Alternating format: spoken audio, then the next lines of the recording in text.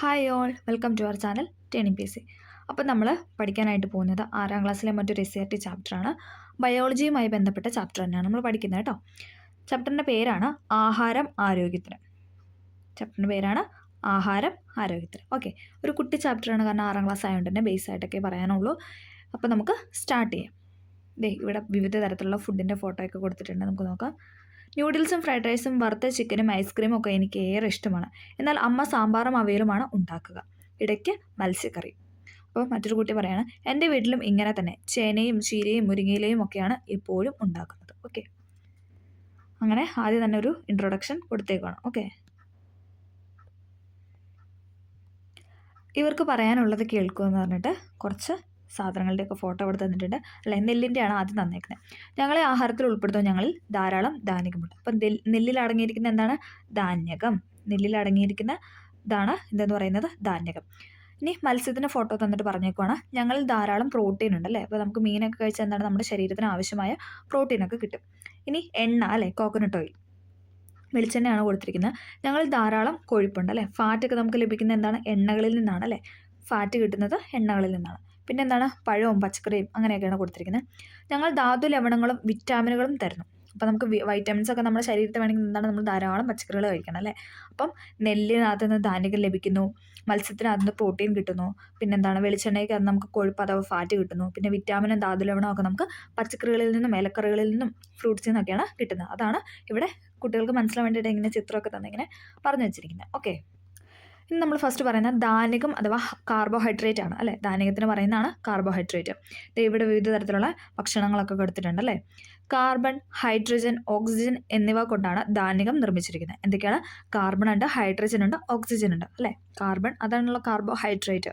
Carbon, hydrogen, oxygen എന്നിവ കൊണ്ടാണ് ധാന്യകം നിർമ്മിച്ചിരിക്കുന്നത്. ശരീരപ്രവർത്തനങ്ങൾക്ക് ആവശ്യമായ ഊർജ്ജം നൽകുക എന്നതാണ് ഇതിൻ്റെ മുഖ്യധനം. അല്ലേ, നമുക്ക് എനർജി അല്ലെങ്കിൽ ഊർജ്ജം നൽകുന്ന എന്താണ്? ധാന്യകം കഴിക്കുമ്പോഴാണ്. അല്ലേ, കാർബോഹൈഡ്രേറ്റ് അടങ്ങിയിട്ടുള്ള ഫുഡ് കഴിക്കുമ്പോൾ നമുക്ക് കൂടുതൽ എനർജി ലഭിക്കുന്നു. അന്നജം, പഞ്ചസാര, ഗ്ലൂക്കോസ്, സെല്ലുലോസ് എന്നിവ ധാന്യകങ്ങളുടെ വിവിധ രൂപങ്ങളാണ് ചോദിച്ചിട്ടുണ്ട്. ധാന്യകത്തിനകത്ത് അടങ്ങിയിട്ടുള്ള വിവിധ രൂപങ്ങൾ വിവേക്കായിട്ട് ചോദിച്ചിട്ടുണ്ട്. ഏതൊക്കെയാണ്? ഗ്ലൂക്കോസ് ഉണ്ട്, സെല്ലുലോസ് ഉണ്ട്.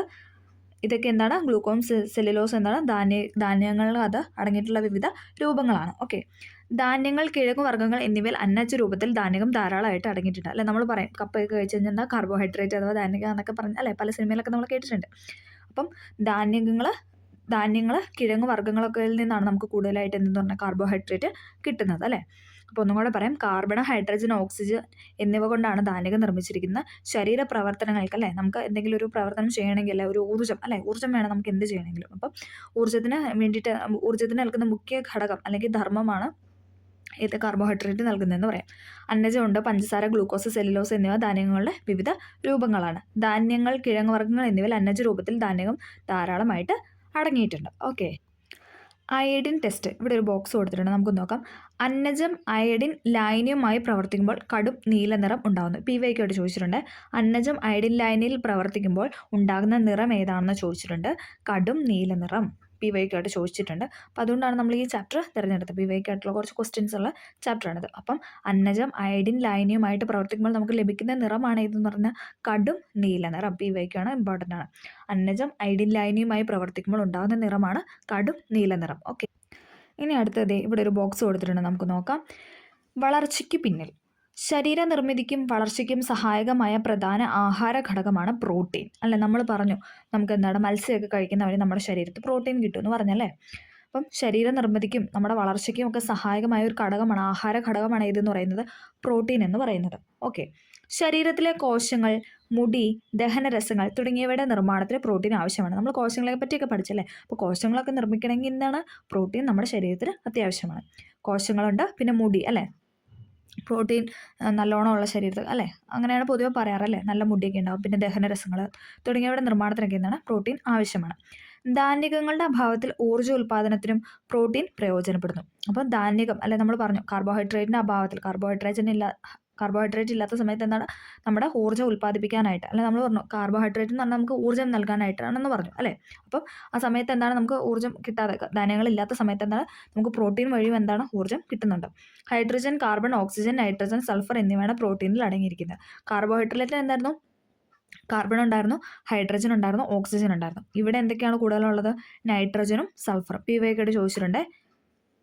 കാർബോഹൈഡ്രേറ്റ് ഇല്ലാത്തതും എന്നാൽ പ്രോട്ടീനകത്തുള്ളതുമായ ഘടകങ്ങൾ ചോദിച്ചിട്ടുണ്ട്. ഏതാണ്? നൈട്രജനും സൾഫറും. എക്സ്ട്രാ നമ്മൾ നൈട്രജനും സൾഫറും കൂടെ ചേർത്ത് കഴിഞ്ഞാൽ എന്താണ്? നമുക്കത് പ്രോട്ടീനായിട്ട് മാറും. ഓക്കെ.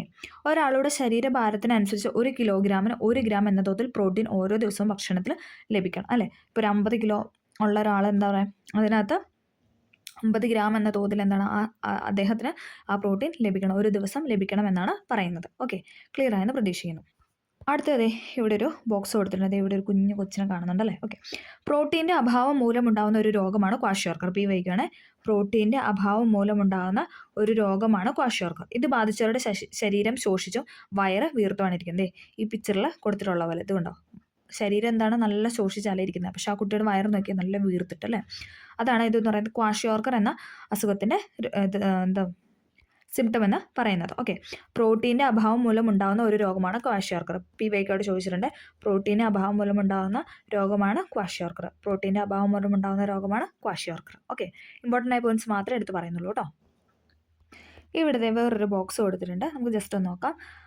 ഭക്ഷ്യവസ്തു 100 ഗ്രാമിൽ പ്രോട്ടീനും കൊടുത്തിട്ടുണ്ട്. അതിനകത്ത് എത്രത്തോളം പ്രോട്ടീൻ ഉണ്ടെന്നും കൊടുത്തിട്ടുണ്ട്. അരിയിലാണ് 6.8. 100 ഗ്രാം അരി എടുത്താൽ അതിനകത്ത് 6.8 ഗ്രാം എന്താണ്? പ്രോട്ടീനാണ്. ഗോതമ്പ് എല്ലാം 100 ഗ്രാമാണ്. ഗോതമ്പ് എടുത്താൽ എന്താണ്? 11.8.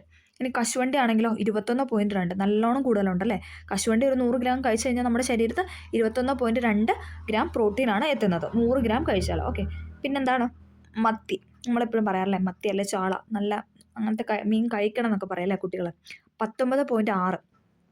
നോർത്തേക്ക് മത്തി കഴിച്ച് കഴിഞ്ഞാൽ 19.6 നമുക്ക് അരിയിൽ നിന്ന് പോലും അത്രയും കിട്ടുന്നില്ല. 100 ഗ്രാം അരി കഴിച്ചാൽ പോലും 6.8 കിട്ടുന്നുള്ളൂ. പക്ഷേ മത്തി നോക്കിക്കുക, 100 ഗ്രാം മത്തി നമ്മൾ കഴിച്ചാൽ 19.6 ഗ്രാം പ്രോട്ടീനാണ് നമ്മുടെ ശരീരത്തിൽ കിട്ടുന്നത്. താറാവ് 21.6. കശുവണ്ടിനേക്കാളും കുറച്ചും കൂടെ കൂടുതലാണ് താറാവ്. താറാവ് മുട്ടയാണെങ്കിൽ 13.5. കോഴിമുട്ടയ്ക്ക് 13.3. ആടിൻ്റെ ഇറച്ചി, ആട്ടിറച്ചിയാണ് 21.4. പശുവിൻ്റെ പാലാണ് 3.2. ചെറുപയർ നോക്കിക്കേ, ഏറ്റവും കൂടുതലല്ലേ നമ്മൾ പറയും ഹൈ റിച്ച് പ്രോട്ടീൻ ആയിട്ടുള്ള ഒരു ഫുഡാണല്ലേ ചെറുപയർ മുളപ്പിച്ചൊക്കെ നമ്മൾ നമ്മൾ കേട്ടിട്ടുണ്ട്. അപ്പോൾ അതെന്ന് പറഞ്ഞാൽ ഭയങ്കര പ്രോട്ടീനുള്ള ഫുഡാണ്. ചെറുപയർ എന്താണ്? 24. നിലക്കടല 17. അപ്പോൾ നോക്കി ഇതിൽ ഏറ്റവും കൂടുതൽ, അതായത് 100 ഗ്രാം എടുത്ത ഏറ്റവും കൂടുതൽ നമുക്ക് ലഭിക്കുന്ന ചെറുപയറിൽ നിന്നാണ്. പിന്നെ കശുവണ്ടി, താറാവ്, പിന്നെന്താ ആടിൻ്റെ ഇറച്ചി, അതിൽ നിന്നൊക്കെയാണ് ബാക്കി ഇത് കിട്ടുന്നത്. പിന്നെ അരിയിൽ നിന്നാണ് സത്യം പറഞ്ഞാൽ ഏറ്റവും കുറവല്ലേ. അരി നോക്കിക്കേ 6.8. അതുപോലെ തന്നെ പശുവിൻ്റെ പാലിൽ നിന്ന് 3.2. അതാണ് ഏറ്റവും കുറവ് നമുക്ക് പ്രോട്ടീൻ നമ്മുടെ ശരീരത്തിൽ കിട്ടുന്നത്. അതേസമയം കശുവണ്ടിയും പിന്നെന്താണ് ചെറുപയറൊക്കെ കഴിക്കുമ്പോൾ ഹൈ റിച്ച് പ്രോട്ടീനാണ് നമുക്ക് കിട്ടുന്നത്. ഓക്കെ, ജസ്റ്റ് അവിടെ ഒരു ബോക്സ് കൊടുത്ത് ആ ഒരു ഡിഫറൻസിയേഷൻ നമുക്ക് മനസ്സിലാക്കാൻ വേണ്ടിയിട്ട് കൊടുത്തിരിക്കുന്നതാണ്. ഓക്കെ, ക്ലിയർ ആയെന്ന് പ്രതീക്ഷിക്കുന്നു. നമുക്ക് നോക്കാം, അടുത്ത നോക്കാം. ഇവിടെ കുറച്ച് ഫുഡൊക്കെ കൊടുത്തിട്ടുണ്ടല്ലേ. പഴംപൊരി കൊടുത്തിട്ടുണ്ട്, ചിക്കൻ ഫ്രൈ അല്ലേ, ദോശ, ചിപ്സ് ഒക്കെ കൊടുത്തിട്ടുണ്ടല്ലേ. നമുക്ക് നോക്കാം. കൊഴുപ്പ് ഇല്ലെങ്കിൽ. നമ്മുടെ ശരീരത്തിന് കുറഞ്ഞ അളവിൽ ആവശ്യമായ ആഹാര ഘടകങ്ങളിൽ ഒന്നാണ് കൊഴുപ്പ്. നമ്മുടെ ശരീരത്തിന് കുറഞ്ഞ അളവിൽ മതി. ഫാറ്റ് എന്ന് പറഞ്ഞ സാധനം നമുക്ക് ശരീരത്തിൽ ശരിക്കും കുറഞ്ഞ അളവിൽ മതി. ഓക്കെ. മാംസം, മത്സ്യം, പാലുൽപ്പന്നങ്ങൾ, മുട്ട, വിവിധ തരം പരിപ്പുകൾ തുടങ്ങിയവ കൊഴുപ്പടങ്ങിയത്. നമ്മൾ പറഞ്ഞല്ലേ, പാലുൽപ്പന്നങ്ങളിനകത്തും പിന്നെ മുട്ട, മാംസം അല്ലേ, മീൻ, അതിനകത്തൊക്കെ എന്താണ്? കൊഴുപ്പ് അടങ്ങിയിട്ടുണ്ട്. വിവിധ തരം എണ്ണകൾ, നെയ്യ് തുടങ്ങിയവ പല ഭക്ഷ്യവസ്തുക്കളിൽ നിന്നും വേർതിരിച്ചെടുത്ത കൊഴുപ്പുകളാണ്. അതായത് നമുക്കറിയാം നെയ്യൊക്കെ എന്താണ്? പാലിൽ നിന്ന് വേർതിരിച്ചെടുക്കുന്നതാണ്. കാർബോഹൈഡ്രേറ്റിനെ പോലെ കൊഴുപ്പും ഊർജ്ജം പ്രദാനം ചെയ്യുന്നുണ്ട്. അല്ലെ നമ്മൾ പറഞ്ഞു ധാന്യത്തിനെ പോലെ എന്താണ്? കൊഴുപ്പും പ്രോട്ടീൻ ചെയ്യുന്നുണ്ടെന്ന് പറഞ്ഞു. അതോടൊപ്പം എന്താണ്? കൊഴുപ്പും ഊർജ്ജം പ്രദാനം ചെയ്യുന്നു. ചില വിറ്റാമിനുകൾ കൊഴുപ്പിൽ മാത്രമേ ലയിക്കുള്ളൂ. അല്ലെ നമുക്കറിയാം കൊഴുപ്പ് കേടാന്ന് നമ്മൾ പഠിച്ചിട്ടുണ്ട് അല്ലേ. കൊഴുപ്പ് നമ്മുടെ ശരീരത്തിന് കേടല്ല. അപ്പം കേടാന്ന് നമ്മളെങ്ങനെ എഴുതണേ? KEDA. KEDA അല്ലേ, കൊഴുപ്പ് കേട. അപ്പം KEDA എന്ന് പറയുന്നതാണ് ഏതെന്ന് പറയുന്നത്? കൊഴുപ്പിൽ ലയിക്കുന്ന വിറ്റാമിൻ. ഇനി അതേസമയം Bയും Cയും ഏതാണ്?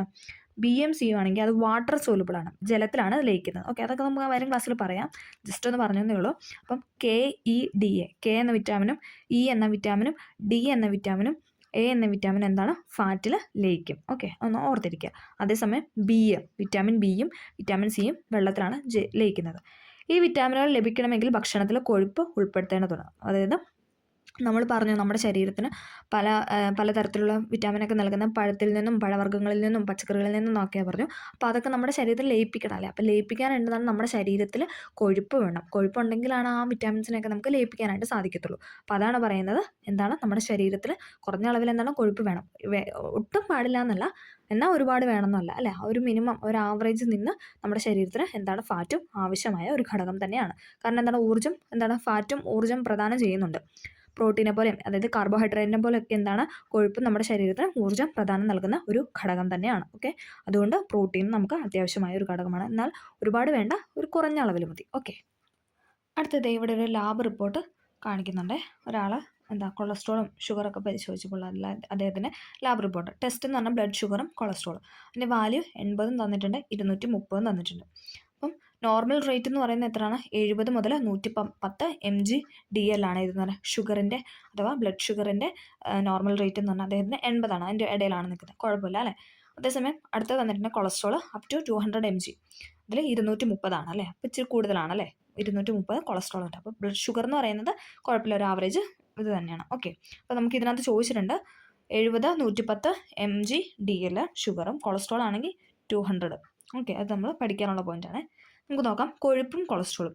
കൊഴുപ്പിൻ്റെ ഒരു രൂപമാണ് കൊളസ്ട്രോൾ. നമ്മൾ പറഞ്ഞു നമ്മുടെ ശരീരത്തിന് ഫാറ്റ് എന്നുള്ള ഘടകം എന്താണ് വളരെ കുറച്ച് മതി, കുറഞ്ഞ അളവിൽ നമുക്ക് ലഭിച്ചാൽ മതി. അത് കൂടുമ്പോൾ എന്താണ് നമുക്ക് കൊളസ്ട്രോൾ ആവും. ഫാറ്റ് കൂടിയാൽ എന്താണ് കൊളസ്ട്രോൾ ആവും. ഭക്ഷണത്തിൽ നിന്ന് ലഭിക്കുന്നത് കൂടാതെ നമ്മുടെ ശരീരം തന്നെ സ്വയമായിട്ട് കൊളസ്ട്രോൾ നിർമ്മിക്കുന്നുണ്ട്. അതായത് നമ്മുടെ ശരീരത്തിൽ നോർമലി ഒരു കൊളസ്ട്രോൾ റേറ്റ് ഉണ്ട്.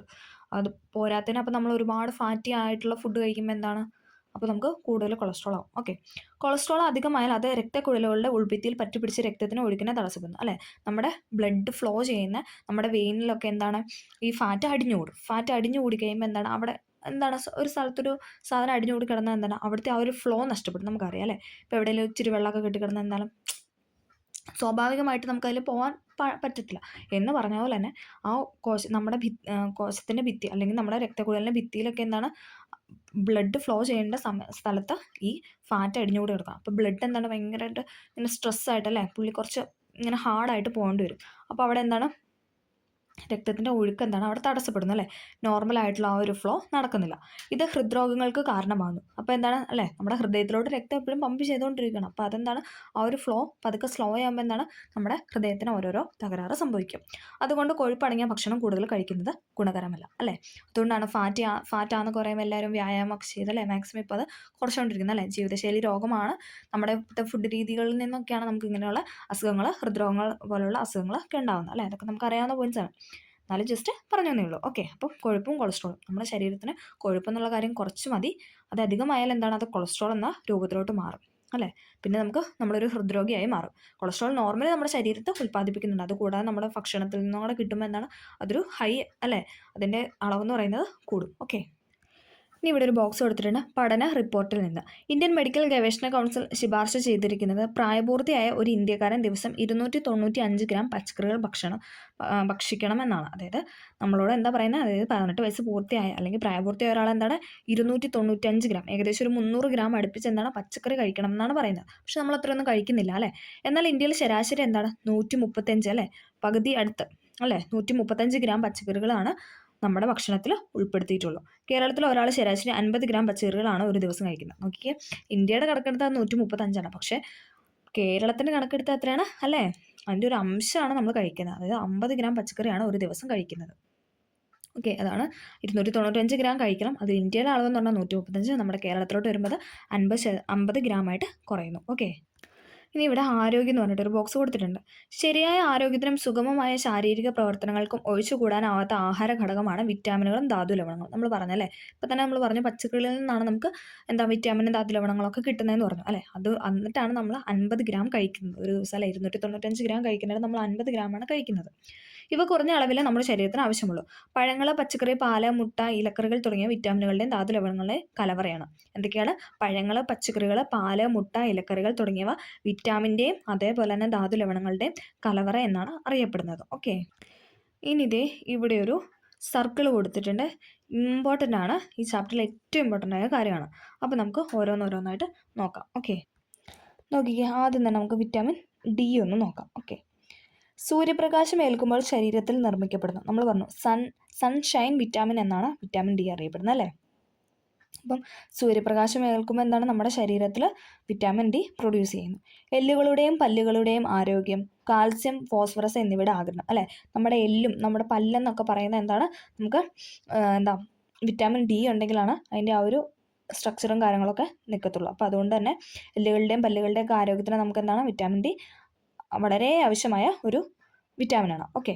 അതേപോലെ തന്നെ കാൽസ്യം, ഫോസ്ഫേറ്റ് എന്നിവയുടെ ആഗിരണത്തിനൊക്കെ എന്താണ് വിറ്റാമിൻ ഡി നമുക്ക് വേണം. ഓക്കെ. അടുത്തതാണ് വിറ്റാമിൻ ഇ. നാഡികളുടെയും ചുവന്ന രക്താണുക്കളുടെയും ആരോഗ്യത്തിനാണ് വിറ്റാമിൻ ഇ. അപ്പം നമ്മുടെ നാഡികളും നമ്മൾ പറഞ്ഞ റെഡ് ബ്ലഡ് സെൽസ് അതിനൊക്കെ ആരോഗ്യത്തിന് എന്താണ് വിറ്റാമിൻ ഇ നിർബന്ധമാണ്. ഓക്കെ. അപ്പം നമ്മൾ ഡി പറഞ്ഞു, സൺഷൈൻ വിറ്റാമിൻ, അതായത് സൂര്യപ്രകാശം ഏൽക്കുമ്പോഴാണ് നമ്മുടെ ശരീരത്തിൽ വിറ്റാമിൻ ഡി പ്രൊഡ്യൂസ് ചെയ്യണമെന്ന് പറഞ്ഞു. ഇനി നമുക്ക് വിറ്റാമിൻ ഇ കിട്ടുന്ന സസ്യ എണ്ണകളിൽ നിന്നാണ് അല്ലേ. സസ്യ എണ്ണകളിൽ നിന്നാണ് നമുക്ക് വിറ്റാമിൻ ഇ കിട്ടുന്നത്. നാഡികളുടെയും ചുവന്ന രക്താണുക്കളുടെയും ആരോഗ്യത്തിനാണ് വിറ്റാമിൻ ഇ. ഇതിങ്ങനെ നമുക്ക് സ്റ്റേറ്റ്മെൻ്റ് ആയിട്ട് തരാറുണ്ട് കേട്ടോ. പിന്നെ അതേപോലെ ചേരുമ്പടി ചേർക്കാനും ചോദിക്കാറുണ്ട്. അടുത്താണ് കെ. ക്യാബേജ്, ചീര, കോളിഫ്ലവർ. കെ പഠിക്കാൻ എളുപ്പമാണ്, ഇങ്ങനെ ഓർത്താൽ മതി. Cabbage, cauliflower. അപ്പോൾ ക്യാബേജ്, കോളിഫ്ലവർ അല്ലെ, രണ്ട് കാ നമ്മൾ പറയുന്നുണ്ട് അല്ലേ. അപ്പോൾ കാ വെച്ച് കെ കണക്ട് ചെയ്യുക. ക്യാബേജ്, ചീര, കോളിഫ്ലവർ എന്നിൽ നിന്നൊക്കെയാണ് നമുക്ക് വിറ്റാമിൻ കെ കിട്ടുന്നത്. മുറിവുണ്ടാകുമ്പോൾ രക്തം കട്ട പിടിക്കാനായിട്ട് സഹായിക്കുന്നു അല്ലേ. നമുക്കറിയാം, നമ്മുടെ കയ്യിലൊരു മുറിവ് വന്നു, കൈയൊന്നും മുറിഞ്ഞു. അപ്പോൾ എന്താണ് അതൊരു അല്ലേ ഒരു 7-8 മിനിറ്റൊക്കെ ആകുമ്പോഴത്തേക്ക് ഓട്ടോമാറ്റിക്കലി ആ ബ്ലഡ് വന്ന് അത് ക്ലോട്ടായിട്ട് പിന്നെ ബ്ലഡ് ഫ്ലോ ചെയ്യാണ്ടിരിക്കും അല്ലേ, നമുക്കറിയാം. അല്ലാണ്ട് ഫുൾ ടൈം ഇങ്ങനെ ബ്ലഡ് പോയിക്കൊണ്ടിരിക്കണം അല്ല അല്ലേ. അപ്പം ഒരു പുറ്റം പോലെ നമ്മളിങ്ങനെ പറയാം അല്ലേ, ഇങ്ങനെ ബ്ലഡ് വന്നിങ്ങനെ കട്ടയായിട്ടിരിക്കും. അപ്പോൾ അങ്ങനെ കട്ടയാവാൻ വേണ്ടി നമ്മുടെ ശരീരത്തിൽ എന്താണ് വിറ്റാമിൻ കെ വേണം. ഇനി വിറ്റാമിൻ കെ ഇല്ലെങ്കിലോ നമ്മുടെ ബ്ലഡ് ഇങ്ങനെ ഒഴുകിക്കൊണ്ടേയിരിക്കും. അപ്പോൾ അതെന്ന് പറയുന്നത് അതൊരു കുറവാണല്ലേ, വിറ്റാമിൻ കെയുടെ കുറവ് മൂലം ഉണ്ടാകുന്നതാണ്. അപ്പോൾ അതുകൊണ്ട് തന്നെ ക്യാബേജ്, ചീര, കോളിഫ്ലവറിൽ നിന്നാണ് നമുക്ക് വിറ്റാമിൻ കെ കിട്ടുന്നത്. മുറിവുണ്ടാകുമ്പോൾ രക്തം കട്ട പിടിക്കണം, കട്ട പിടിച്ചാലല്ലേ ഫ്ലോ ഇല്ലാണ്ട് സ്റ്റോപ്പ് ആകത്തുള്ളൂ. അപ്പോൾ അതിന് വേണ്ടിയിട്ട് നമ്മളെ സഹായിക്കുന്ന ഒരു വിറ്റാമിനാണ് വിറ്റാമിൻ കെ. അടുത്ത നമ്മൾ പറയുന്നത് എ ആണ്, കാരണം നമുക്ക് ഫാറ്റിൽ ലയിക്കുന്നവ അങ്ങനെ പറഞ്ഞു പോവാം. ഇവിടെ കൊടുത്തിട്ടുണ്ട് കൊഴുപ്പിൽ ലയിക്കുന്നവ. ഓക്കെ. അപ്പോൾ നമ്മൾ എയും കൂടെ പറഞ്ഞാൽ എന്താണ്, KEDA നമ്മൾ പറഞ്ഞായിരുന്നു. Vitamin K, vitamin E, vitamin D, vitamin A, ഇത് മൂന്നും എന്താണ് ഫാറ്റ് സോലുബിൾ ആണ്. കൊഴുപ്പ് കേടാന്ന് ഓർത്താൽ മതി, അതാണ് കോഡ്. ഓക്കെ. ഞാൻ തന്നെ ഉണ്ടാക്കിയതല്ല, ഞാൻ ഇങ്ങനെ PC പഠിക്കാൻ സ്റ്റാർട്ട് ചെയ്തപ്പോൾ മുതൽ ഇങ്ങനെ കേൾക്കുന്ന ഒരു കോഡാണ്. കൊഴുപ്പ് കേടാണ്. ഓക്കെ. അപ്പോൾ കേടാ വെച്ചിട്ട് KEDA കണക്ട് ചെയ്യുക. കണ്ണ്, ത്വക്ക്, മുടി എന്നിവയുടെ ആരോഗ്യത്തിനാണ് നമുക്ക് വിറ്റാമിൻ എ വേണ്ടത്. കണ്ണ്, ത്വക്ക്, മുടിക്ക് എന്താണ് വിറ്റാമിൻ എ വേണം. ക്യാരറ്റ്, ചീര, പാലുൽപ്പന്നങ്ങൾ, കരൾ, പയറില, ചേമ്പില, മുരിങ്ങയില. അപ്പോൾ ഇലക്കറികളിൽ നിന്നാണ് കൂടുതലും നമുക്ക് എന്താണ് വിറ്റാമിൻ എ കിട്ടുന്നത് അല്ലേ. നമ്മളെപ്പോഴും പറയാറുണ്ട് മുരിങ്ങയില കഴിക്കുന്ന കണ്ണിന് നല്ലതാണെന്നൊക്കെ അല്ലേ, നമ്മുടെ പേരൻസ് ഒക്കെ പറഞ്ഞ് കേട്ടിട്ടുണ്ട്. അപ്പം എന്താണ് മുരിങ്ങയില, ചേമ്പില, അങ്ങനെ പയറില, അങ്ങനെയുള്ള ഇലവർഗ്ഗങ്ങളൊക്കെ നമ്മുടെ ശരീരത്തിന് വിറ്റാമിൻ എ കിട്ടാൻ വേണ്ടിയിട്ടാണ്. അതെന്താണ്, കണ്ണ്, ത്വക്ക്, മുടി എന്നിവയുടെ ആരോഗ്യത്തിനാണ് വിറ്റാമിൻ എ എന്ന് പറയുന്നത്. ഇത് പഠിക്കാതെ ആരും ഒരു PSC എക്സാം എഴുതാൻ പോകരുത്, കാരണം ഈ ഒരു ചോദ്യം മസ്റ്റാണ്. എല്ലാ ക്വസ്റ്റ്യൻ പേപ്പറിലും നമുക്ക് വിറ്റാമിനുമായി ബന്ധപ്പെട്ട ഈ ഒരു ഭാഗത്തു നിന്ന് ഒരു ക്വസ്റ്റ്യൻ ഉണ്ടാവും. ഓക്കെ. അടുത്തതാണ് വാട്ടർ സോലുബിൾ, അതായത് നമ്മൾ വെള്ളത്തിലേക്കെന്ന് പറയാം. വിറ്റാമിൻ ബിയും വിറ്റാമിൻ സി, BC എന്ന് ഓർത്താൽ മതി, വെള്ളം BC. ഓക്കെ. ധാന്യങ്ങളുടെ തവിട്, മുട്ട, പാല്, ചേമ്പില എന്നിവയിൽ നിന്നാണ് നമുക്ക് വിറ്റാമിൻ ബി കിട്ടുന്നത്. ധാന്യങ്ങളുടെ തവിട്, മുട്ട, പാല്, ചേമ്പില. ധാന്യങ്ങൾ, പ്രോട്ടീൻ എന്നിവ ശരീരത്തിൽ പ്രയോജനപ്പെടുത്താൻ നമ്മൾ പറഞ്ഞല്ലേ, കാർബോഹൈഡ്രേറ്റും പ്രോട്ടീനും ഒക്കെ ശരീരത്തിൽ പ്രയോജനപ്പെടുത്താൻ എന്താണ് വിറ്റാമിൻ ബി വേണം. ചുവന്ന രക്താണുക്കളുടെ നിർമ്മാണം, അതിൻ്റെ ത്വക്കിൻ്റെ ആരോഗ്യം. അപ്പോൾ നമുക്ക് നമ്മുടെ സ്കിന്നിൻ്റെ ഒക്കെ ആരോഗ്യത്തിന് എന്താണ് നമുക്ക് വിറ്റാമിൻ ബി വേണം. ഓക്കെ. ധാന്യങ്ങളുടെ തവിട്, മുട്ട, പാല്, ചേമ്പിലയിൽ നിന്നാണ് നമുക്ക് വിറ്റാമിൻ ബി കിട്ടുന്നത്. ധാന്യങ്ങൾ, പ്രോട്ടീൻ എന്നിവ ശരീരത്തിൽ പ്രയോജനപ്പെടുത്തൽ, ചുവന്ന രക്താണുക്കളുടെ നിർമ്മാണം, ത്വക്കിൻ്റെ ആരോഗ്യം എന്നൊക്കെയാണ് വിറ്റാമിൻ ബിയുടെ ഗുണം എന്ന് പറയുന്നത്. അടുത്തതാണ് വിറ്റാമിൻ സി. അത് നമുക്കറിയാം അല്ലേ, പഴങ്ങൾ, നെല്ലിക്ക, മുരിങ്ങയില, പപ്പായ, ഓറഞ്ച് അല്ലേ, നമുക്ക് ഫ്രൂട്ട്സിൽ നിന്നൊക്കെയാണ് ഫ്രഷ് ഫുഡ് വിറ്റാമിൻ എന്നാണ് വിറ്റാമിൻ സി അറിയപ്പെടുന്നത് അല്ലേ. അതായത് നമുക്ക് വേവിക്കാതെ കഴിക്കണം അല്ലേ, വേവിച്ച് കഴിഞ്ഞാൽ എന്താണ് ഇതൊക്കെ നഷ്ടപ്പെട്ടു പോകും. അതായത് ഇപ്പം നെല്ലിക്ക, അതേപോലെ തന്നെ നാരങ്ങ, ഇതൊക്കെ നമ്മൾ വേവിച്ച് കഴിഞ്ഞാൽ എന്താണ് അതിനകത്തെ വിറ്റാമിൻ സി എന്ന ഘടകം നഷ്ടപ്പെടുമെന്നാണ് പറയുന്നത്. അതുകൊണ്ട് തന്നെ നമ്മൾ പറയാറുണ്ട് നെല്ലിക്കൊക്കെ ഇങ്ങനെ പച്ചയ്ക്ക് കഴിക്കണം അല്ലേ. നെല്ലിക്ക ആയാലും നാരങ്ങ ആണെങ്കിലും ഓറഞ്ച്, ഇതൊക്കെ നമ്മളിങ്ങനെ അങ്ങനെ കഴിക്കണം, എന്നാലാണ് നമ്മുടെ ശരീരത്തിൽ കൂടുതൽ വിറ്റാമിൻ സി ലഭിക്കത്തുള്ളൂ. ത്വക്ക്, പല്ല്, മോണ, രക്തകോശങ്ങൾ എന്നിവയുടെ ആരോഗ്യം. എന്തൊക്കെയാണ്? ത്വക്ക്, പല്ല്, മോണ, രക്തകോശം എന്നിവയുടെ ആരോഗ്യത്തിന് വിറ്റാമിൻ സി അത്യന്താപേക്ഷിതമാണ്. ഓക്കെ. അപ്പോൾ നമ്മൾ എന്താണ് പഠിച്ചത്? ഇപ്പോൾ നമ്മൾ വിറ്റാമിൻസ് ആണ് പഠിച്ചത്. കൊഴുപ്പ് കേടാന്നുള്ള വെച്ചിട്ട് KEDA പറയണം. കണ്ണ്, ത്വക്ക്, മുടി എന്നിവയുടെ ആരോഗ്യത്തിന് വിറ്റാമിൻ എ വേണം. അതോടൊപ്പം D, നമ്മുടെ സ്കിൻ അല്ലേ, എല്ലുകളുടെയും പല്ലുകളുടെയും അല്ലേ നല്ല ദൃഢമായിട്ട് നിൽക്കാൻ വേണ്ടിയിട്ട് എന്താണ് നമുക്ക് വിറ്റാമിൻ D വേണം. ഇ ആണെങ്കിൽ എന്താണ് സസ്യ എണ്ണകളിൽ നിന്ന് ലഭിക്കുന്ന നാടുകളുടെയും റെഡ് ബ്ലഡ് സെൽസിൻ്റെയും ആരോഗ്യത്തിനാണ്. പിന്നെ കെ എന്ന് പറഞ്ഞു, കെ എന്ന് കേൾക്കുമ്പോൾ എന്താ ക്യാബേജും കോളിഫ്ലവറും നോക്കണം. അപ്പോൾ എന്താണ് രക്തം കട്ട പിടിക്കുമ്പോൾ അവിടെ ഒരു കായുണ്ടല്ലേ, അപ്പം അങ്ങനെ മൊത്തത്തിലൊന്ന് കണക്ട് ചെയ്ത് ഞാൻ അങ്ങനെയാണ് പഠിച്ചേക്കുന്നത്. അപ്പം നിങ്ങൾക്ക് ജസ്റ്റ് വേണമെങ്കിൽ ഒന്ന് കണക്ട് ചെയ്ത് പഠിക്കാം. അതായത് രക്തം കട്ട പിടിക്കാൻ, കട്ടാൻ ഫോർ കെ ഫോർ കട്ട, അങ്ങനെ ഓർക്കുക. ഓക്കെ, അപ്പോൾ കട്ട പിടിക്കാനായിട്ട് എന്താണ് വിറ്റാമിൻ കെ വേണം. പിന്നെ നമ്മൾ വാട്ടർ സോലുബിൾ ആണ് പറഞ്ഞത് ബിയും സിയും. ബി എന്ന് പറഞ്ഞാൽ എന്താണ് ധാന്യങ്ങൾ, പ്രോട്ടീന് ശരീരത്തിൽ പ്രയോജനപ്പെടുത്തുന്നു. പിന്നെ റെഡ് ബ്ലഡ് സെൽസ്, അതായത് ചുവന്ന രക്താണുക്കളുടെ നിർമ്മാണം. പിന്നെ ത്വക്കിൻ്റെ ആരോഗ്യം, നമ്മുടെ സ്കിന്നിൻ്റെ ഒക്കെ ആരോഗ്യത്തിന് എന്താണ് വിറ്റാമിൻ ബി വേണം. പിന്നെ സി നമ്മൾ പറഞ്ഞു അല്ലേ, പഴങ്ങളെ, നെല്ലിക്ക, മുരിങ്ങയില, പപ്പായ, ഇതിൽ നിന്നൊക്കെ സി കിട്ടുന്നു. അതായത് കൂടുതലും എന്താണ് ഫ്രഷ് ഫുഡ് വിറ്റാമിൻ എന്നറിയപ്പെടുന്നു. നമ്മൾ അത് വേവിക്കാതെ കഴിക്കണം എന്നാണ് പറയുന്നത് നമ്മുടെ ശരീരത്തിൽ സി കിട്ടാനായിട്ട്. ത്വക്ക്, പല്ല, മോണ, രക്തകോശങ്ങൾ എന്നിവയുടെ ആരോഗ്യത്തിനാണ് വിറ്റാമിൻ സി. ഓക്കെ, അപ്പം ഈ ഒരു ചാർട്ട് എല്ലാവർക്കും ക്ലിയർ ആയെന്ന് പ്രതീക്ഷിക്കുന്നു. ഓക്കെ, ഇതിൻ്റെ ഒരു സ്ക്രീൻഷോട്ട് എടുത്ത് വെച്ച് എല്ലാവരും പഠിക്കാനായിട്ട് ശ്രമിക്കുക. ഇത് പഠിക്കാതെ ആരും PSC എക്സാം എഴുതാനായിട്ട് പോകരുത്. ഓക്കെ, അതെ, നമ്മളിപ്പോൾ പറഞ്ഞായിരുന്നല്ലേ വിറ്റാമിൻ സി ഇങ്ങനെ വേവിച്ച് കഴിഞ്ഞാൽ നഷ്ടപ്പെടും. നമുക്ക് നോക്കാം. അടച്ചു വെച്ചില്ലെങ്കിൽ പഴങ്ങളും പച്ചക്കറികളും വേവിക്കുമ്പോൾ അവയിലെ വിറ്റാമിൻ സി നീരാവിയിൽ ലയിക്കുന്നു. അതുകൊണ്ട് തന്നെ ഇത് നീരാവിയോടൊപ്പം എളുപ്പം പുറത്തു പോകുന്നു. അതിനാൽ അടച്ചു വേവിക്കുന്നതാണ് നല്ലത്. അതായത് നമ്മൾ അടച്ചു വേവിച്ച് എന്താണ് ഒരുപാട് പുറത്ത് പോകത്തില്ല, ശരിക്കും വേവിക്കാതെ കഴിക്കണം എന്നാണ് ഒട്ടും തന്നെ അല്ലേ. നമുക്ക് പക്ഷേ പച്ചക്കറികളൊക്കെ നമുക്ക് വേവിക്കാതെ കഴിക്കാൻ പറ്റത്തില്ല. അപ്പോൾ അതുകൊണ്ട് എന്താണെന്ന് വെച്ചാൽ അത് അടച്ചു വെച്ച് വേവിക്കുക. ഇനി അതേസമയം നാരങ്ങ, നെല്ലിക്കൊക്കെ ആണെങ്കിൽ നമുക്കത് പച്ചയ്ക്ക് തന്നെ കഴിക്കുമ്പോഴാണ് കൂടുതൽ നമ്മുടെ ശരീരത്തേക്ക് വിറ്റാമിൻ സി എന്ന ഘടകം എത്തുന്നത്. ഓക്കെ, ഇനി ഇത് ഇവിടെ ഒരു ചാർട്ട് കൊടുത്തിട്ട് നമുക്കൊന്ന് നോക്കാം. ഇരുമ്പ് എന്ന് പറഞ്ഞിട്ട് രക്തത്തിലെ ഹീമോഗ്ലോബിൻ്റെ നിർമ്മാണം നമുക്കറിയാലേ. അയൺ അല്ലേ, പണ്ടൊക്കെ എന്താ അയൺ ഗുളിക എന്താണ് നമ്മുടെ സ്കൂളിലൊക്കെ കിട്ടുമായിരുന്നു അല്ലേ. എല്ലാ ആഴ്ചയിലും നമുക്കിങ്ങനെ ഒരെണ്ണം വെച്ച് കഴിക്കാനായിട്ട് അല്ലേ, അയൺ ഗുളികയൊക്കെ. അപ്പോൾ അതെന്താണ് നമ്മുടെ ശരീരത്തിന് ഹീമോഗ്ലോബിൻ്റെ അല്ലേ, നമ്മുടെ ബ്ലഡിന് വേണ്ടിയിട്ടാണ് നമ്മൾ അയൺ കണ്ടൻറ്റ് എന്ന് പറയുന്നത് അല്ലേ. അയൺ കണ്ടൻറ്റുള്ള മരുന്നൊക്കെ കഴിക്കാൻ പറയുന്നത്. ഇലക്കറികൾ, മത്തൻ്റെ കുരു, മുതിര, ശർക്കര, കരൾ അല്ലേ, ശർക്കരയൊക്കെ കഴിക്കുമ്പോൾ എന്താണ് നമ്മുടെ ശരീരത്തിൽ അയൺ കണ്ടൻറ്റ് അല്ലെ, ഇരുമ്പിൻ്റെ കണ്ടൻറ്റ് വരുന്നുണ്ടെന്ന് പറയാം. ഇലക്കറികൾ കഴിക്കുമ്പോൾ എന്താണ് ഇരുമ്പ് കിട്ടുന്നുണ്ട്. പിന്നെ മത്തൻ്റെ കുരു അല്ലെ, മത്തങ്ങ, അതിൻ്റെ കുരു, മുതിര, ഇതിൽ നിന്നൊക്കെയാണ് നമുക്ക് ഇരുമ്പ് കിട്ടുന്നത്. കാൽസ്യം, ഫോസ്ഫറസും എല്ലുകളുടെയും പല്ലുകളുടെയും നിർമ്മാണത്തിന്, പേശികളുടെയും നാടികളുടെയും പ്രവർത്തനത്തിന്. നമ്മൾ പറഞ്ഞായിരുന്നു അല്ലേ, വിറ്റാമിൻ ഡി കിട്ടുന്നതോടെ എന്താണ് കാൽസ്യം, ഫോസ്ഫറസിൻ്റെ ഒക്കെ ഇത് നടക്കുന്നത്. അത് എന്താണ് എല്ലുകളുടെയും പല്ലുകളുടെയും നിർമ്മാണത്തിനാണ് കൂടുതൽ ബെനിഫിറ്റ് എന്ന് നമ്മൾ പറഞ്ഞായിരുന്നു. ഏത്തപ്പഴം, മരച്ചീനി, ചേന, ഇലക്കറി, പാലുൽപ്പന്നങ്ങൾ, ഇതിൽ നിന്നൊക്കെയാണ് നമുക്ക് കാൽസ്യം, ഫോസ്ഫറസ് ഒക്കെ കിട്ടുന്നത്. എന്തൊക്കെയാണ്?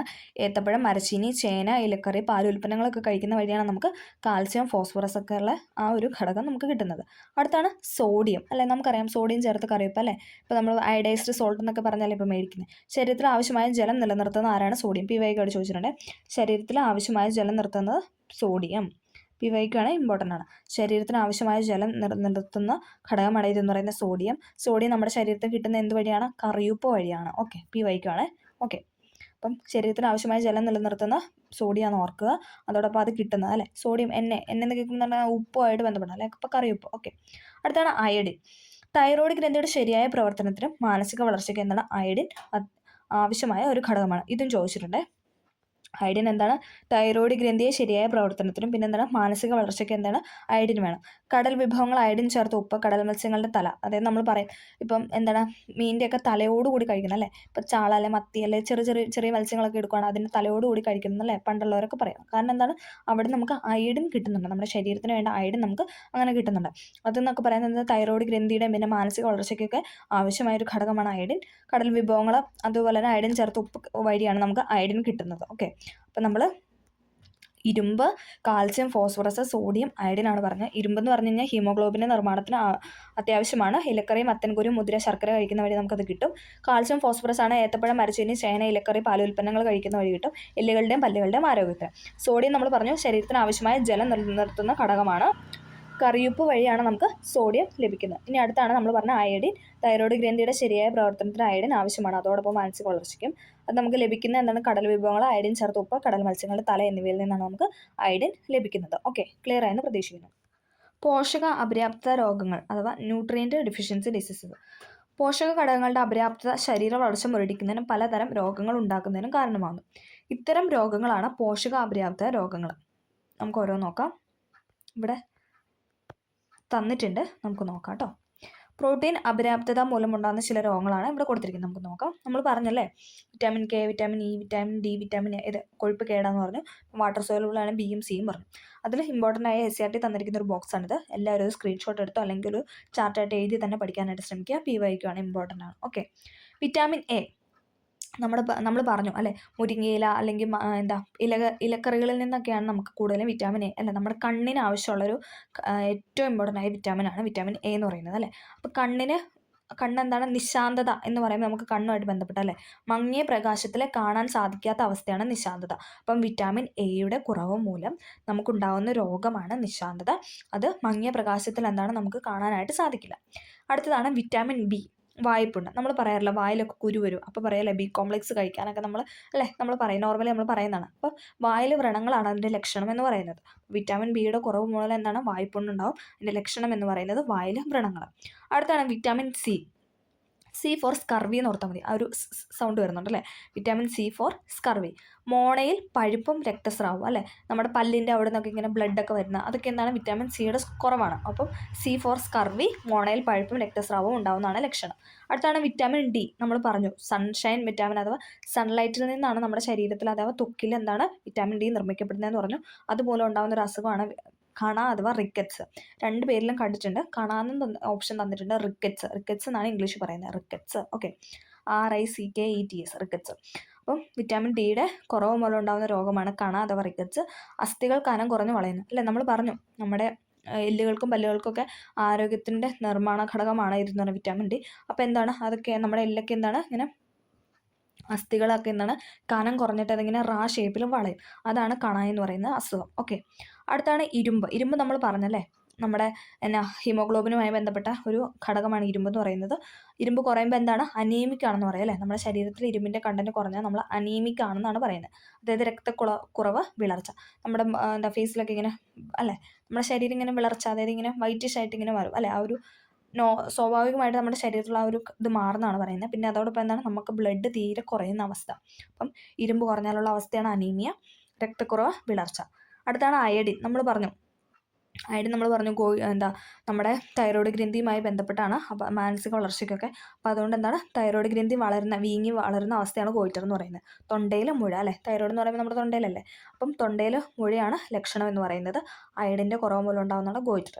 ഒന്നും കൂടെ പറയാം, വിറ്റാമിൻ എയുടെ കുറവ് മൂലം നിശാന്തത, എ എന്ന് പറഞ്ഞാൽ കണ്ണുമായി ബന്ധപ്പെട്ടാണ്, ബി എന്ന് പറഞ്ഞാൽ വായ്പുണ്ണ് അല്ലേ, അപ്പം വായിൽ വ്രണങ്ങൾ ഉണ്ടാകുന്നു. Vitamin C for scurvy, D എന്ന് പറഞ്ഞാൽ കണ അഥവാ റിക്കറ്റ്സ്, പിന്നെ ഇരുമ്പ് കുറഞ്ഞാൽ എന്താണ് അനീമിക് ആവുന്നു, അയഡിൻ എന്ന് പറഞ്ഞാൽ ഗോയിറ്റർ ഉണ്ടാകുന്നു. ഓക്കെ, പോഷക ഘടകങ്ങൾക്ക് പുറമെ ജലം, നാരുകൾ തുടങ്ങിയ ഏതര ഘടകങ്ങളും എന്താണ് ആഹാരത്തിൽ ഉൾപ്പെടുന്നുണ്ട് അല്ലേ. നമ്മുടെ ശരീരത്തിന് പോഷകം മാത്രം മതിയോ, അത് പോരാതെ നമുക്ക് വെള്ളം വേണം, അതോടൊപ്പം നാരുകൾ അടങ്ങിയ ഫുഡും നമ്മുടെ ശരീരത്തിന് ആവശ്യമാണ്. അപ്പോൾ നമുക്കത് രണ്ടും നോക്കാം. നമ്മുടെ ശരീരത്തിൻ്റെ 2/3 ഭാഗം ജലമാണ്. തലച്ചോറിൻ്റെ 85%, രക്തത്തിൻ്റെ 90%, എല്ലുകളുടെ 25% ജലമാണ്. പിന്നൊക്കെ ചോദിച്ചിട്ടുണ്ട് തലച്ചോറിൻ്റെ എത്ര ഭാഗം ജലമാണെന്ന് ചോദിച്ചിട്ടുണ്ട്. 85, രക്തത്തിൽ നോക്കിക്കഴിഞ്ഞാൽ 90% അല്ലേ. രക്തം എന്ന് പറയുമ്പോൾ നമുക്കൊരു ലിക്വിഡ് ഫോം അല്ലേ, വാട്ടറി അല്ലേ. അപ്പം 90% എന്താണ് ജലമാണ്. എല്ലുകളാണ് 25, ഏറ്റവും കൂടുതൽ ബ്ലഡിലാണ്. രണ്ടാമത് തലച്ചോറിൽ 85%, എല്ലുകളിൽ 25% ജലമാണ്. ദഹനം ഉൾപ്പെടെയുള്ള ശാരീരിക പ്രവർത്തനങ്ങളുടെ മാധ്യമമായി പ്രവർത്തിക്കുന്ന ജലമാണ്. മൂത്രം, വിയർപ്പ് മുതലായവയിലൂടെ പ്രതിദിനം 2.5 ലിറ്റർ ജലം നമ്മുടെ ശരീരത്തിൽ നിന്ന് നഷ്ടപ്പെടുന്നുണ്ട് അല്ലേ. മൂത്രം ഒഴിക്കുമ്പോൾ അതോടൊപ്പം നമ്മുടെ ശരീരം വേർക്കുന്നതോട് മുകളിൽ എന്താണ് 2-2.5 ലിറ്റർ ജലം നമ്മുടെ ശരീരത്തിൽ നിന്ന് പുറത്തു പോകുന്നുണ്ട്. അതിനാൽ ധാരാളം ശുദ്ധജലം നാം കുടിക്കണം അല്ലേ. എപ്പോഴും നമ്മൾ പറയും 3 ലിറ്റർ വെള്ളമെങ്കിലും മിനിമം കുടിക്കണം എന്നൊക്കെ നമ്മൾ പറയും അല്ലേ. ഓക്കെ, അപ്പം നമ്മൾ ജലത്തിൻ്റെ ഇമ്പോർട്ടൻസ് ആണ് പറഞ്ഞത്. തലച്ചോറിൽ 85%, ബ്ലഡിലാണ് 90%, ഇനി എല്ലുകളിലാണ് 25% എന്താണ് ജലമാണ്. ഓക്കെ, അടുത്താണ് നാര്. നമ്മൾ പറഞ്ഞ ജലത്തിനോടൊപ്പം എന്താണ് നാരുകൾ അടങ്ങിയ ഫുഡും കഴിക്കണം എന്ന് പറഞ്ഞു. നാര് അഥവാ ഫൈബർ സസ്യാഹാരത്തിലൂടെ ലഭിക്കുന്നതും എന്നാൽ ശരീരത്തിന് ദഹിപ്പിക്കാൻ കഴിയാത്തതുമായ ഒരു തരം ധാന്യമാണ് നാരുകൾ അഥവാ ഫൈബറസ്. ഓക്കെ, അപ്പോൾ എന്താണ് നാരുകൾ അടങ്ങിയ ഫുഡല്ല നമുക്കറിയാം. ഇപ്പം മാമ്പഴം കഴിക്കുമ്പോഴും പിന്നെ എന്താണ് നമ്മുടെ വാഴയുടെ കൂമ്പല്ലേ, അതിലൊക്കെ നമുക്ക് എന്താണ് നാര് അടങ്ങിയിട്ടുണ്ട്. അതൊന്നും നമ്മുടെ ശരീരം ദഹിപ്പിക്കത്തില്ല. ഇപ്പോൾ പ്രധാനമായും സെല്ലുലോസ് കൊണ്ടാണ് നിർമ്മിച്ചിരിക്കുന്നത്. ശരീരത്തിന് പോഷക ഘടകങ്ങൾ നൽകുന്നില്ല എങ്കിലും നാരുകൾ വൻകുടലിലെ വിസർജ്യ വസ്തുക്കളുടെ സഞ്ചാരത്തെ സുഗമമാക്കും. അപ്പോൾ നമ്മളത് കഴിക്കുമ്പോൾ എന്താണ് നമ്മുടെ ശരീരത്തെ ആവശ്യമില്ലാത്ത വസ്തുക്കളൊക്കെ വലിച്ച് നീക്കം ചെയ്യുന്നു എന്നാണ് നാരുകൾ ചെയ്യുന്ന പ്രവൃത്തി എന്ന് പറയുന്നത്. തവിടടങ്ങിയ ധാന്യങ്ങൾ, ഇലക്കറികൾ, പച്ചക്കറികൾ, വാഴയുടെ തണ്ട്, വാഴക്കൂമ്പ് എന്നിവ നാരുകളുടെ കലവറയാണ് അല്ലേ. വാഴയുടെ തണ്ടും വാഴക്കൂമ്പൊക്കെ കഴിക്കുമ്പോൾ അല്ലേ അതിനകത്ത് നിറച്ചിങ്ങനെ നൂല് പോലെ സാധനങ്ങളാണ് അല്ലേ. അപ്പോൾ അതൊക്കെ എന്താണ് അതിനകത്തൊക്കെ നിറച്ച് നാരുകൾ അടങ്ങിയിട്ടുണ്ടെന്നാണ് പറയുന്നത്. അപ്പം ഇത് രണ്ടും ക്ലിയർ ആയെന്ന് പ്രതീക്ഷിക്കുന്നു. നമ്മൾ പറഞ്ഞത് ജലവും നാരുകളെ പറ്റിയുമായിരുന്നു. ഓക്കെ, അടുത്തത് നമ്മൾ പറയുന്നതാണ് സമീകൃത ആഹാരം, ബാലൻസ്ഡ് ഡയറ്റ്. നമ്മൾ കഴിഞ്ഞ ക്ലാസ്സിലും പറഞ്ഞായിരുന്നു. ശരീരത്തിന് വേണ്ട എല്ലാ പോഷകഘടകങ്ങളും ആവശ്യമായ അളവിൽ അടങ്ങിയിരിക്കുന്നതിനാണ് നമ്മൾ സമീകൃത ആഹാരം എന്ന് പറയുന്നത്. ഓക്കെ, സമീകൃത ആഹാരം. നമ്മൾ നെല്ലിൻ്റെയും ഇതൊക്കെ പ്രോട്ടീൻ്റെ ആ ഒരു ഗ്രാം റേറ്റ് പറഞ്ഞ പോലെ തന്നെ വിറ്റാമിൻ്റെ ഇവിടെ കൊടുത്തിട്ടുണ്ട്. ഇതൊന്നും അങ്ങനെ ചോദിച്ച് കണ്ടിട്ടില്ല, ജസ്റ്റ് ഒന്ന് മനസ്സിലാക്കാൻ അല്ലേ, എത്രത്തോളം എന്ത് കഴിച്ചാലാണ് നമുക്ക് എത്രത്തോളം നമ്മുടെ ശരീരത്തിന് എന്താണ് ഇരുമ്പ് അല്ലെങ്കിൽ കാൽസ്യം അല്ലെങ്കിൽ പ്രോട്ടീൻ അതൊക്കെ ലഭിക്കുന്നു എന്ന് നമുക്ക് മനസ്സിലാക്കാൻ വേണ്ടിയിട്ട് നമ്മുടെ SCERT-ൽ കൊടുത്തിരിക്കുന്ന 2 ചാർട്ടുണ്ട്, പഴങ്ങളുമായി ബന്ധപ്പെട്ടതുണ്ട്. ഓക്കെ, ഇവിടെ ഒരു പാചകക്കുറിപ്പൊക്കെ കൊടുത്തിട്ടുണ്ട്, അതായത് അവിയൽ ഉണ്ടാക്കുന്ന വിധമൊക്കെ കൊടുത്തിട്ടുണ്ട്. നമുക്കതൊന്നും വേണ്ട. അപ്പം ഇത്രയാണ് ഈ ചാപ്റ്ററിൽ പ്രധാനമായിട്ടുള്ളത്. നമ്മൾ എല്ലാ ഇമ്പോർട്ടൻ്റ് ആയ പോയിൻറ്റും റിപ്പീറ്റ് ചെയ്ത് പറഞ്ഞിട്ടുണ്ട്. അപ്പോൾ എല്ലാവർക്കും ക്ലാസ് ഇഷ്ടപ്പെട്ടു എന്ന് വിചാരിക്കുന്നു. എന്തെങ്കിലും ഡൗട്ടോ കാര്യങ്ങളോ ഉണ്ടെങ്കിൽ ഉറപ്പായിട്ടും നിങ്ങൾ കമൻറ്റ് ചെയ്യാനായിട്ട് ശ്രദ്ധിക്കുക. ആവശ്യമുള്ള എല്ലാ പോയിൻറ്റ്സും പറഞ്ഞിട്ടുണ്ട്. നമുക്ക് എക്സാമായിട്ട് റിലേറ്റ് ചെയ്ത എല്ലാ പോയിൻറ്റ്സും പറഞ്ഞിട്ടുണ്ട്.